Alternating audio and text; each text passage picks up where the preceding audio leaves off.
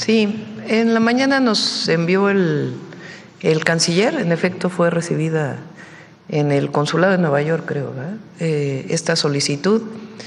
Lo estamos planteando a la Fiscalía General de la República. Ustedes saben que el fiscal ha estado trabajando mucho este tema, porque más allá de el personaje, de la persona que está solicitando, el tema que plantea en la carta, repito, más allá de la persona y sus delitos, porque esa es otra cosa, el asunto es cómo se da esta detención.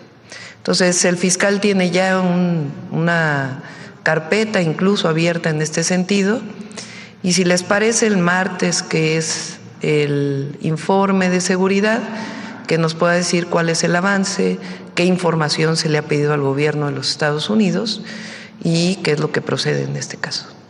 ¿Existe la posibilidad de que el gobierno de México interponga una protesta formal por la violación del tratado que impide secuestros transfronterizos, una protesta hacia el gobierno de Estados Unidos? Lo vamos a revisar.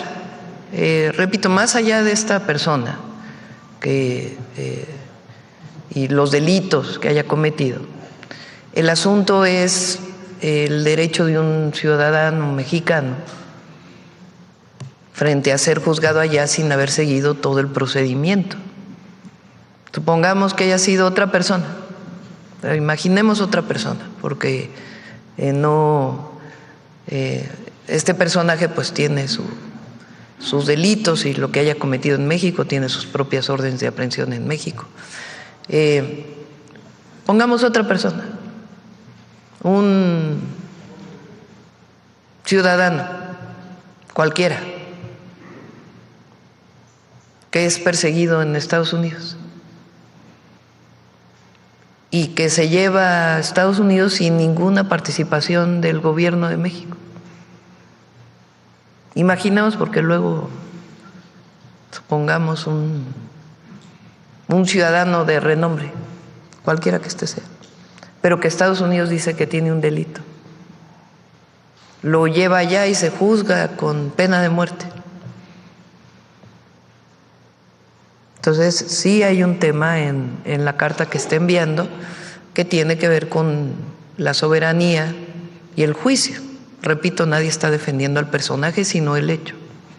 Entonces, la Fiscalía ha trabajado mucho este tema y lo vamos a revisar con el fiscal, y el martes, si les parece, que viene a la reunión de seguridad a la mañanera de seguridad, aparte de la reunión, que pueda informarnos.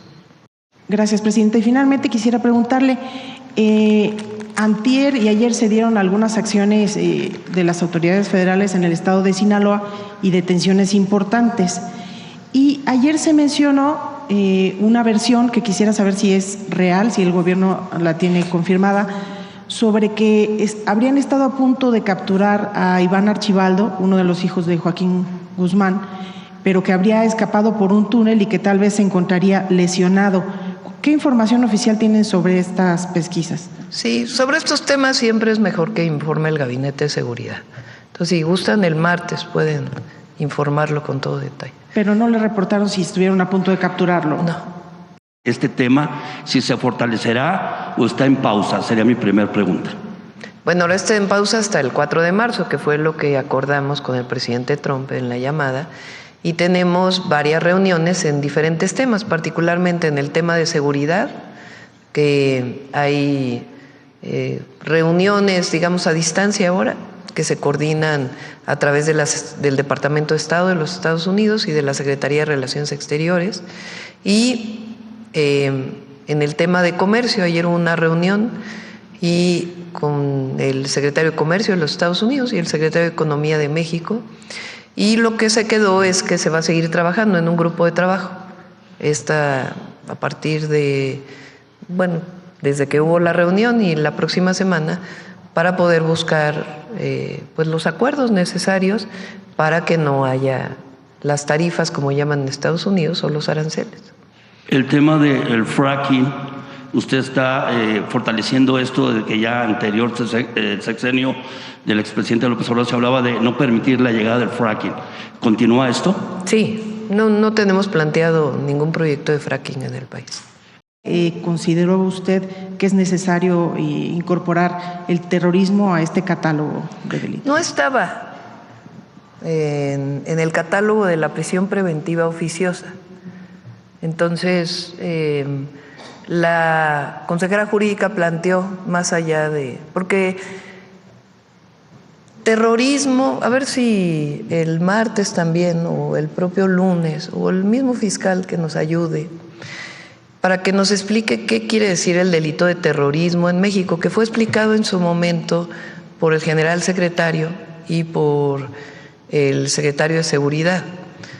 Tiene connotaciones que tiene que ver con derribar o derrocar a un gobierno, que es distinto al de los grupos delincuenciales. Pero no estaba en la prisión preventiva oficiosa, entonces se decidió colocarlo ahí.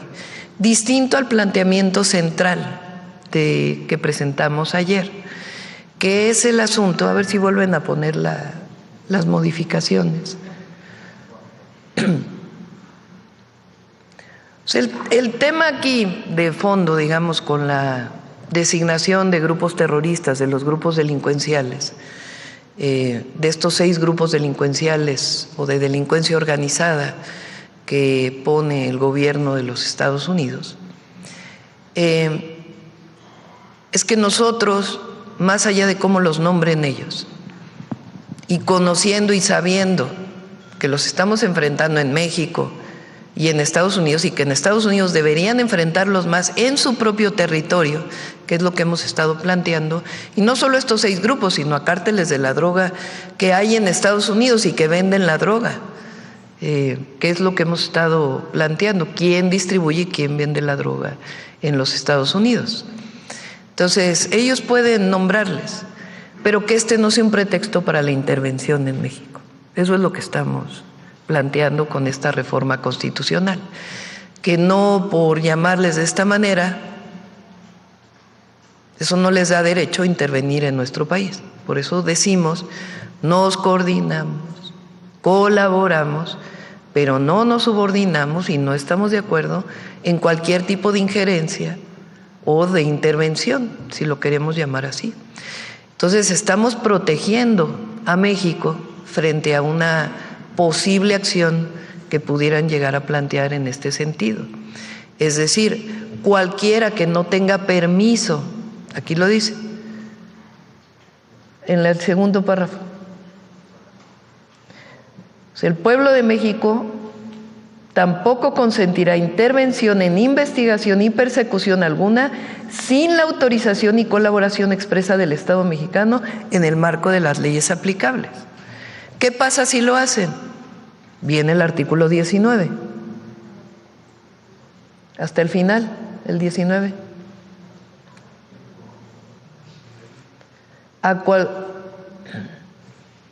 Vamos a la segunda parte. No me lo cambien, please. Ahí. Dice, cualquier extranjero que realice actividades al margen de la ley vinculadas con los párrafos 2 y 3 del artículo 40 de esta Constitución, se le impondrá la pena más severa posible, así como la medida cautelar de prisión preventiva oficiosa. Cualquier extranjero que realice una actividad que no esté en el marco de la colaboración, de la coordinación y de la Ley de Seguridad Nacional, si es detenido, se le impondrá la pena más severa posible. Esa es la reforma que estamos enviando, o que envié el día de ayer al Congreso, en la Constitución, más allá de la Ley de Seguridad Nacional. Pero entonces la incorporación del delito de terrorismo en el catálogo no está relacionada con este tema, o no tiene, digamos, dedicatoria a los cárteles. No tiene dedicatoria a los cárteles, es porque es otra cosa. Eso no quiere decir que no estemos persiguiendo el delito en nuestro país, como debe hacerse en el marco de la ley. No sé ni cómo nombrar. Hay mucha hipocresía. en el conservadurismo, la verdad. Ayer andaban marchando contra la reforma judicial, ya pasó, ya que se actualicen un poco. Presidente. La verdad, no va a dañar la imagen de México.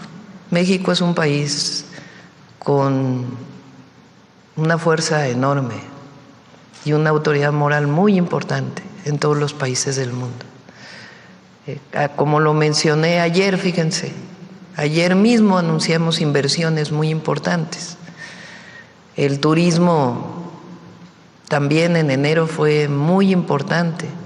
Entonces no va a dañar el trabajo que hacemos permanente en la promoción y en la defensa de nuestro pensamiento, y nuestra acción es mucho más fuerte que cualquiera de estas designaciones. Vamos a presentar los ingresos del gobierno federal de enero y el acumulado que tenemos de enero al día de ayer, que fue 20 de febrero. La primera, por favor. ¿Podría el micrófono?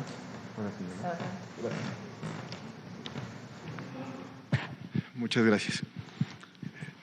Aquí tenemos el antecedente del 2024, que fue el año pasado, antes de iniciar con enero. La Ley de Ingresos de la Federación de 2024 fue de 4.942.030 millones de pesos. Esto fue lo que se aprobó en el Congreso en su momento en el 2023 y es la Ley de Ingresos del 2024. ¿Cuál fue el observado durante el año pasado? 4.954.682 millones. ¿Qué quiere decir esto? Que se cumplió con la meta de la Ley de Ingresos de la Federación, se superó con 16,000 millones de pesos más. El cumplimiento fue de 100.3%. Ahora, lo que se aprobó en el Congreso el año pasado, en noviembre, para este año, son casi 5.3 billones de pesos. Esto es un incremento de 3.2 y en términos nominales de 350,000 millones más. La siguiente, por favor. Esta es la recaudación de enero. Acá arriba tenemos los ingresos tributarios y los no tributarios. Los tributarios son impuestos sobre la renta, IVA y IEPS. Y no tributarios, principalmente es el derecho petrolero del bienestar. La recaudación de enero, el total, 576,373 millones. En términos nominales, en relación al año pasado, 66,000 millones más. 9% real. Esto es en relación al año pasado y con el cumplimiento de la Ley de Ingresos de la Federación hemos cumplido 100.2%, porque los 5.3 billones que mostramos en la lámina anterior tienen una meta cada mes durante estos 12 meses. En enero hemos cumplido 100.2. La siguiente, por favor. Aquí podemos ver del 2019 al 2025 los eneros. Esto es la recaudación y aquí está el crecimiento, tanto en términos nominales como en reales. Si pueden observar, después de la pandemia, del 23 al 25 hemos tenido un crecimiento sostenido, cerrando 5.1%. En términos reales, más que el año pasado. Y de 2019 a 2025 se han recaudado en enero, casi 200,000 millones de pesos más. Y por último, la siguiente, por favor. Es la recaudación al día de ayer.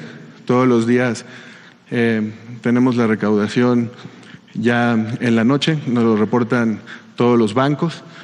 Y de enero a febrero, el total de ingreso tenemos casi ya 1.965.591. Que en relación con el año pasado al mismo día son 120,000 millones de pesos más y en términos reales 10.3. Hasta el momento, al día de ayer, el cumplimiento de la Ley de Ingresos de la Federación de enero y febrero es de 94.3%. Todavía queda una semana, la semana que entra, que todos los días estamos recaudando y cada minuto cuenta. Hasta el viernes 28 de febrero de la semana que entra, el cumplimiento va a ser mayor al 100%. Y nada más agradecer a las y a los contribuyentes por sus aportaciones. Gracias. Nosotros coincidimos en la injusticia que se está cometiendo con Pedro Castillo. Su abogado, que tiene muchas dificultades, por cierto, para poder ver al expresidente o al presidente, como le queramos llamar, nos planteó, porque él va a presentar, no sé si lo puede hacer público, pero va a presentar en distintas instancias, vamos a ponerlo así, internacionales, la violación que se cometió a los derechos de Pedro Castillo. Entonces vino a solicitar el apoyo de los embajadores que pudieran estar en estas instancias, dentro todo del marco de la Constitución de México, de nuestras leyes, y le planteamos que sí, que en ese marco por supuesto que vamos a apoyar. Consideramos que es una injusticia. También en esa esfera haya participación de las mujeres. Tuve, pues la verdad, el privilegio de estar con el Papa Francisco en una reunión, digamos, no como parte de un tema religioso, aunque él mismo, pues evidentemente representa a la Iglesia Católica. Y tuve oportunidad de hablar de este tema, de la importancia, porque todavía no era candidata formal, y pues le planteé que por primera vez México podía tener una mujer presidenta. Y él me dijo que era muy importante la participación de las mujeres. Y en ese sentido, pues yo considero al Papa Francisco un humanista y en muchos sentidos muy progresista. Y esta parte de incorporar a mujeres dentro de la Iglesia, pues creo que es un paso muy importante. Este panorama de diversidad que nos acaba de retratar la maestra Espíndola, lamentablemente, tiende a desaparecer. En el año de 1900, 15.4% de la población mexicana hablaba alguna lengua indígena y este número ha ido decreciendo hasta alcanzar en 2020 solo el 6.2% de la población mexicana. Esto se debe a que las nuevas generaciones ya no adquieren las lenguas de sus madres y sus padres, sino que estas se van sucesivamente desplazando a favor del español. La tasa de pérdida, que es este porcentaje de niños o niñas que ya no hablan la lengua de sus madres, cuando sus madres son hablantes de lenguas indígenas, es aproximadamente de 40%, según un estudio que está todavía en prensa de Patricio Solís e Iván Alcántara del Colegio de México. ¿Podemos pasar la siguiente? En esta tabla vemos, esta es la tabla de los autores, vemos en el eje vertical las lenguas ordenadas por número de hablantes y en el eje horizontal las lenguas ordenadas por tasa de pérdida. Hay lenguas que tienen tasa de pérdida del 100%, es decir, que ya las nuevas generaciones no están hablando y no hay nueva generación para transmitir la lengua. Es el caso de muchas lenguas yomanas como el kumiá y el paypay. Y lo que vemos en este cuadro es que incluso las lenguas que tienen un gran número de hablantes, como el náhuatl, por ejemplo, o el maya, que se acercan al 1.000.000 de hablantes, pueden tener tasas de pérdida altísimas, como desde el 50 a 65% respectivamente, lo cual no garantiza su permanencia a través de las generaciones. Siguiente, por favor. ¿Por qué desaparecen las lenguas indígenas? Bueno, pues la pregunta es ¿quién va a querer transmitir a sus hijos una lengua que puede someterlos a algún acto de discriminación? Según los datos de CONAPRED, 28% de la población indígena ha reportado haber sido objeto de discriminación y de ese grupo el 31.4% refiere que el acto de discriminación fue hablar su lengua materna. En el Estado mexicano, la política durante muchos años en el siglo pasado fue la de unificar a la nación en torno a un solo idioma que era el español. Esta política se llamó castellanización y desplazó brutalmente muchas de las lenguas indígenas. Sin embargo, los pueblos y las comunidades indígenas pues constantemente han realizado esfuerzos para mantenerlas vivas a través de todos estos siglos. Actualmente, el Estado mexicano reconoce el valor del plurilingüismo y todas las lenguas indígenas tienen el mismo estatus que el español como lenguas nacionales, y aquí hace falta recordar que en México no existe una lengua oficial. Siguiente, por favor. En el gobierno de la Cuarta Transformación se trata de acompañar los esfuerzos de las comunidades y los pueblos indígenas para fortalecer y preservar sus lenguas, y aquí vamos a hablar de algunas de las acciones que hemos tomado a través de las dependencias para este acompañamiento. Siguiente, por favor. El Instituto Nacional de las Lenguas Indígenas tiene muchas atribuciones, entre ellas la de fomentar la participación de los pueblos indígenas, en tanto sujetos de derecho, para la revitalización y fortalecimiento de sus lenguas.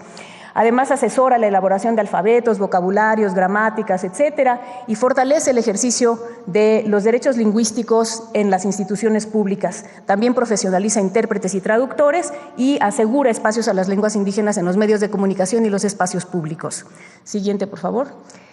En la Secretaría de Ciencia, Humanidades, Tecnología e Innovación, en coordinación con el INALI, estamos convocando a las comunidades de investigadores y a las comunidades colectivos de hablantes a que realicen un diagnóstico en cada una de las comunidades de hablantes de lenguas indígenas para determinar cuáles son las causas del desplazamiento, cuáles son las causas que motivan que las generaciones ya no transmitan la lengua a las generaciones nuevas. Creemos que las políticas de planificación lingüística que puedan revertir el desplazamiento requieren de evidencia científica y planificación técnica, y por eso nosotros buscamos vincular a las comunidades con la comunidad científica. Yoshkik misma saiting ama pokota anjme bakaja ki ekwam ankaku hikihitiki. Buenos días a todos y a todas. Con su permiso, señora presidenta. Por parte del Instituto Nacional de los Pueblos Indígenas presentamos la actualización de las traducciones al artículo 2 constitucional en lenguas indígenas. Del 10 de diciembre a la fecha se suman 8 traducciones al ayapaneco, jacalteco, sayulteco, popoluca, chichimeco, huasteco, cachiquel y catoc. Se han realizado un total de 72 traducciones en lenguas indígenas y sus variantes, y como parte de este esfuerzo para la revitalización de la lengua contamos con 950 promotores de la lengua y cultura indígena en programas del INPI. Contamos con 23 radiodifusoras culturales indígenas dependientes del INPI, y también contamos con 53 proyectos comunitarios para el fortalecimiento de las lenguas indígenas. Siguiente, por favor. También mencionar, presidenta, que hemos acompañado la coordinación de la campaña Aléjate de las drogas, el fentanilo te mata. Se ha entregado una traducción de 11 lenguas indígenas, entre ellas se encuentran el triqui, purépecha, el yañú, tutunacú, mije, zapoteco, mixteco, maya, chatino, yaqui, seri. También hemos hecho la conceptualización de la imagen de la campaña con pertinencia cultural, y también hemos grabado la interpretación en 8 lenguas indígenas para los 5 segmentos que ha propuesto la coordinación de la campaña. A continuación me gustaría compartirles la traducción de la lengua seri de estos segmentos. En lengua seri, wikiitom, fentanilo apa ki akmasami itka, si hatok ka ay ki magi kui matoshlang me kui sa ishagok paktama, si hikaslim ka yakaslam kita hikisa hikipi kikia, si hatok ka ay kaptok misok kon shama, misahan kui soitak tahin ska, mi ahikapayem bomsok isah ansakwa. Siguiente, por favor. Y como otras acciones también importantes y relevantes para la revitalización de las lenguas indígenas, contamos con la Universidad de las Lenguas Indígenas de México, que es la ULIM, que ofrece una oferta educativa en licenciatura de enseñanza de lenguas indígenas, la licenciatura en interpretación y traducción en lenguas indígenas, y para el próximo ciclo escolar se añaden la licenciatura en comunicación indígena intercultural, la licenciatura en literatura indígena. Actualmente en la ULIM se hablan 17 lenguas indígenas. Este modelo educativo basado en la vida y los valores comunitarios y el humanismo mexicano, la pluriculturalidad, la interculturalidad y el plurilingüismo fue creado también mediante decreto presidencial el 6 de noviembre del 2023 para preservar nuestra riqueza lingüística y cultural. Pues este esfuerzo es uno de los que más queremos compartir, pues es un trabajo que vale la pena mencionar, pues este es un esfuerzo para que nuestras lenguas indígenas pues se siga preservando. Siguiente, por favor. Y desde la Secretaría de Educación Pública se han hecho la traducción de 180 títulos a 20 lenguas indígenas para primaria y secundaria. En la nueva escuela mexicana también se garantiza la autonomía curricular para que él o la docente incorpore elementos locales como contenido escolar, como las lenguas maternas de las niñas y los niños en educación superior. Se crearon 16 nuevas instituciones educativas interculturales y 26 normales, interculturales, plurilingües y comunitarias. Siguiente, por favor. Y como parte de las acciones institucionales en torno del Día Internacional de la Lengua Materna, los invitamos a todos los medios de comunicación a asistir a las actividades que se presentan en la pantalla. Ajatipe.